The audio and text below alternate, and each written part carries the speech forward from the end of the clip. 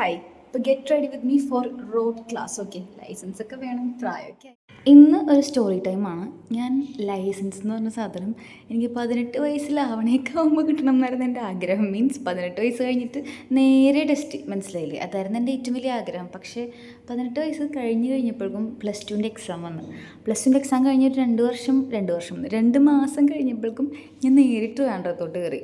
പിന്നെ പഠിപ്പായി, പ്രശ്നങ്ങളായി, അങ്ങനെ ഞാൻ അത് നീട്ടി ഇപ്പോഴേ ഈ ഡിസംബറിൽ 20 വയസ്സാവും. 20 വയസ്സിലായി എനിക്ക് ലൈസൻസ് കിട്ടണം. 20 വയസ്സാവില്ല, അതിന് 19 വയസ്സ് ലൈസൻസ് കിട്ടണം. സ്റ്റിൽ എനിക്കതൊരു സങ്കടമാണ്. കാരണം വണ്ടിയുടെ അത്രയും ക്രേസുള്ള ഒരാൾ ഇത്രയും വൈകി ലൈസൻസ് എനിക്ക് പിന്നെ എനിക്ക് വണ്ടി ഓടിക്കാൻ ഇപ്പോഴും അറിയാൻ പാടില്ല. അതുകൊണ്ട് തന്നെ വലിയ പ്രശ്നങ്ങളൊന്നുമില്ല.